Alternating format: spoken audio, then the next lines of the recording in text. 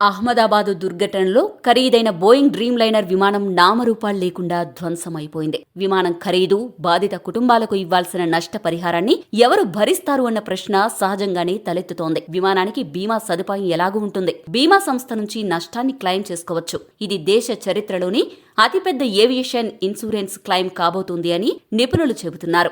ఇక బాధిత కుటుంబాలకు నష్టపరిహారం ఇవ్వాల్సిన బాధ్యత సంబంధిత విమానయాన సంస్థదే, అంటే ఇక్కడ ఎయిర్ ఇండియాదే.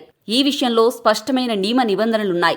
1999 నాటి మాంట్రియల్ అంతర్జాతీయ తీర్మానం ప్రకారం విమానం ప్రమాదానికి గురై ప్రాణనష్టం, ఆస్తి నష్టం జరిగితే, ఎవరైనా క్షతగాత్రుడుగా మారితే సంబంధిత విమానయాన సంస్థే ఆ నష్టాన్ని భరించాలి. విమానంలో ప్రయాణికుల వస్తువులు, సామాగ్రి ధ్వంసమైనా, అవి వారికి అందడంలో ఆలస్యం జరిగినా పరిహారం ఇవ్వాల్సిందే.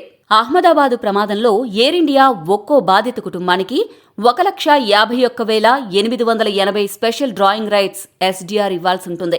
ఒక్కో ఎస్డీఆర్ విలువ దాదాపు 120 రూపాయలు. ఈ లెక్కన ఒక్కో కుటుంబానికి ₹1,80,00,000 పరిహారంగా ఇవ్వాల్సి ఉంటుంది. ఎస్డీఆర్ ను అంతర్జాతీయ ద్రవ్యనిధి సంస్థ IMF గతంలోనే ఖరారు చేసింది. అహ్మదాబాద్ ప్రమాదంలో ఇప్పటి వరకు 265 మంది మృతి చెందారు. మాంట్రియల్ అంతర్జాతీయ తీర్మానం ప్రకారం వీరందరికీ కలిపి ఎయిర్ ఇండియా యాజమాన్యం 435 కోట్లు చెల్లించాల్సి ఉంటుంది. ప్రయాణికులు కాకుండా విమానంలో పనిచేసే సిబ్బందికి చట్ట ప్రకారం అదనపు పరిహారం ఇవ్వక తప్పదు. మాంట్రియల్ అంతర్జాతీయ తీర్మానం ప్రకారం విమాన ప్రమాదంపై దర్యాప్తు పూర్తి కాకముందే బాధిత కుటుంబాలకు 18 లక్షలు అడ్వాన్స్ గా చెల్లించాలి. మాంట్రియల్ తీర్మానం కింద ఇచ్చే పరిహారంతో పాటు ఒక్కో కుటుంబానికి అదనంగా ₹1,00,00,000 చొప్పున ఇస్తామని టాటా గ్రూప్ ఇప్పటికే ప్రకటించింది.